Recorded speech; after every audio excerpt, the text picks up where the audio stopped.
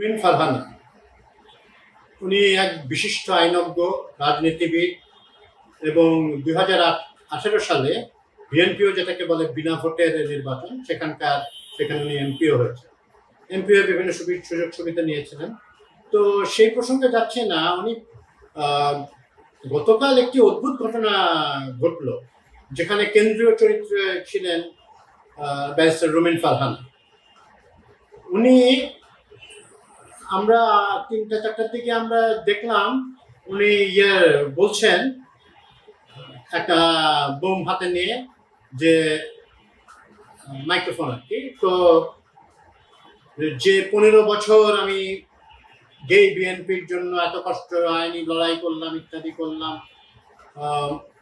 তারা আমাকে অলমোস্ট ধাক্কা দিয়ে ফেলে দিয়েছে, তো আমি আমার লোকজন পাল্টে। বাই দ্য ওয়ে, ঘটনাটা ঘটলো হচ্ছে ইলেকশন কমিশন অফিসে, যেখানে কি ব্রাহ্মণবাড়িয়ায়, উনি ব্রাহ্মণবাড়িয়ার থেকে উনি নিজেও দাঁড়ান, সেখানকার এক সীমানা নির্ধারণ করা নিয়ে একটি কি বলে শুনানি চলছে। তো অবশ্য এই কথার পরের কয়েক ঘন্টা পরে অবশ্য উনি রাত্রে বিভিন্ন টক শোতে তার হাস্যোজ্জ্বল চেহারা দেখা গেল। উনি তখন বললেন যে না, এটা তো আসলে আমি বুঝতে ভুল হয়েছিল, এটা আমি মনে করেছিলাম ওই ব্রাহ্মণবাড়িয়ার বিজয়নগরের লোকজন, বিএনপির লোকজন আমাকে ধাক্কা দিয়েছে, তো আসলে এটা এনসিপি আমাকে ধাক্কা দিয়েছে। আমরা কিন্তু যেসব ভিডিও ফুটেজ দেখলাম বা ছবি দেখলাম, তাতে দেখলাম যে এনসিপির লোকজন মার খাচ্ছে। হ্যাঁ, এখানে এবং ওনার গায়ে তো কেউ স্পর্শ করেছে এরকম দেখিনি। অবশ্যই হ্যাঁ, ক্যামেরার বাইরে ওনাকে অলমোস্ট ধাক্কা দিতেও পারেন, এবং এটা নিন্দনীয়। কেন অলমোস্ট ধাক্কা দেবেন? পুরো ধাক্কাও দেওয়া নিন্দনীয়, সেটা বাহ্য আর কি। তো উনি আবার এই 15 বছরের কথা বারবার বলেন। হ্যাঁ, উনি বলেন 15 বছরে আমি যতটা নিরাপদ ছিলাম আওয়ামী লীগ আমলে, তো আমি এত অনিরাপদ তখন বোধ করি নাই। মানে বেশ ভালোই ছিলেন ওনার দলের লোকজনের কথা কেন বলছি, দেশের লোকজন অত ভালো ছিল না, কিন্তু উনি ভালো ছিলেন। হ্যাঁ, 15 বছর ধরে, মানে ওনার নিজের কথা।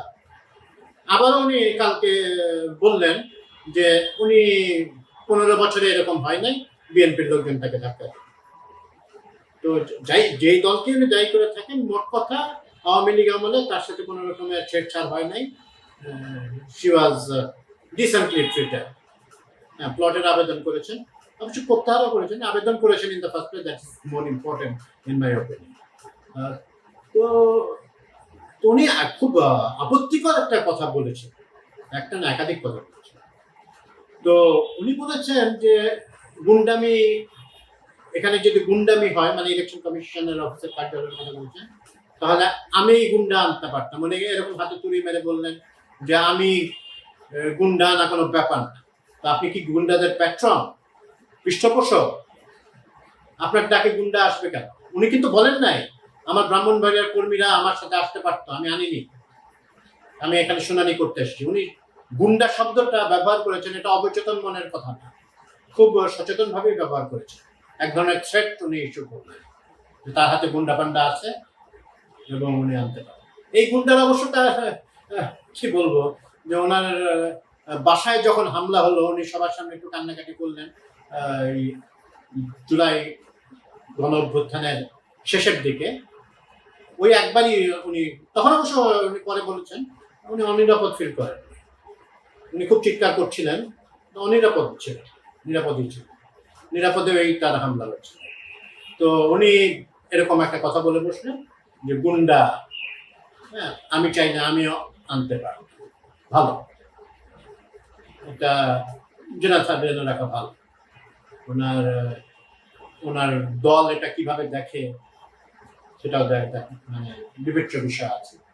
পরবর্তীতে এনসিপির সমালোচনা করতে গিয়ে বা ঘটনার ব্যাখ্যা করতে গিয়ে উনি খুবই জনপ্রিয় এনসিপির নেতা এবং এক হিসেবে একটা তারুণ্যের আইকন বলা যায়, হাসনাত আব্দুল্লাহকে নিয়ে উনি বললেন ডাকাতের মতো চেহারার একটা লোক। উনি তো আইন টাইন ভালোই জানার কথা আর কি, ব্যারিস্টার যেহেতু আছে নামের আগে। আইনের কথা বাদই দিলাম, বেসিক ডিসেন্সি তো জানার কথা। উনি নানা দেশ ঘুরেছেন, উনি একটা খুব সম্ভ্রান্ত সবাই বলে না সম্ভ্রান্ত মুসলিম পরিবারের সন্তান, উনি তো তাই, কিন্তু আসলেই তাই। আমার বাবাকে তো সবাই এক নামেই চিনত বা চেনেন। বাই দ্য ওয়ে, উনি অলিহাদ সাহেব খুব চমৎকার বই লিখেছেন, পড়ে রাখা ভালো। তো উনি বডি শেমিং কথাটা শোনেন না?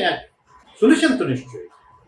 কাউকে যে বডি শেমিং এই জমানায় করা যায় না সেটা তো মানে ওনার জানা আছে অবশ্যই, কিন্তু তারপরে উনি করলেন যে আমি বিএনপি সবচেয়ে বড় পার্টির নেতা, আমি কাকে কি বলবো, আমার কি করা যায়। উনি সবসময় দেখবেন না আপনি টক শো ইত্যাদিতে, এবং কালকে যেভাবে উনি কথা বললেন সেটাতে কোনো মানে ইয়ে ছিল না, কোনো কি বলে ওই কোনো মডেস্টি ছিল না তার ভিতরে। উনি চিৎকার করে কথা বলতে থাকেন এবং একটা প্রতিপক্ষের প্রতি একটা আক্রোশ তার চোখে মুখে ফুটে বেরোচ্ছিল। এই ধরনের রাজনীতিবিদ আমাদের কপালে আছে।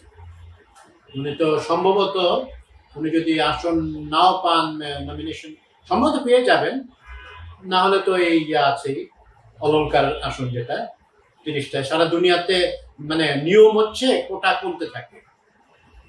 15 জন ছিল আমাদের স্বাধীনতার পরে, সেটা এখন আবার ডবল হয়ে গেছে, আবার তারা চাচ্ছে 100 জন হবে। মহিলাদের কি কোনো উন্নতি হয়নি এখানে? তাদের শিক্ষার হার বেড়েছে, সবকিছু বেড়েছে। এই কোটা বিরুদ্ধে একটা আন্দোলন হয়েছে, 100 জন কেন মহিলা থাকবে? সেটা মানে কিছুটা প্রাসঙ্গিক আছে, কারণ এখানে আপনার পার্লামেন্টের ল মেকার আমরা দেখেছি কি ধরনের এইসব কোটাভুক্ত কিছু মহিলা আছে। পুরুষরা যে খুব অসাধারণ কৃতিত্ব দেখিয়েছেন না, ওরা তো ইলেকশন ঠিক মতো হয়ই নাই, নামে মাত্র একটা ইলেকশনে যাকে পারে তাকে নিয়ে আসছে। তো পার্লামেন্টটাকে এই 100 জন যদি বাস্তবায়িত হয়, পার্লামেন্টের মান দিন দিন কমতেই থাকে। এখন আবার আপার হাউস করবেন, ওখানে আপার হাউসে কি কি কোটা রাখবেন। তা আমি এই গুন্ডা অনেক রাজনীতিবিদের কাছে থাকে, তাদের কন্ট্রোলে থাকে। ওনার খুব প্রিয় রাজনীতিবিদ ছিলেন শামীম ওসমান, নারায়ণগঞ্জের। উনি গুন্ডা পুষতেন বলে তার খ্যাতি আছে। উনি নিজেও গুন্ডা বলে অনেকে বলেন। তো সে যাই হোক, আমি ওনার কথা বাড়াচ্ছি না, কিন্তু ভালো। হ্যাঁ, রুমিন ফারহানাকে কি বলবো, যেই দেশে যেই নিয়ম, এই দেশে নাকি রাজনীতি করতে গেলে গুন্ডা পালতে হয়, উনিও পালেন।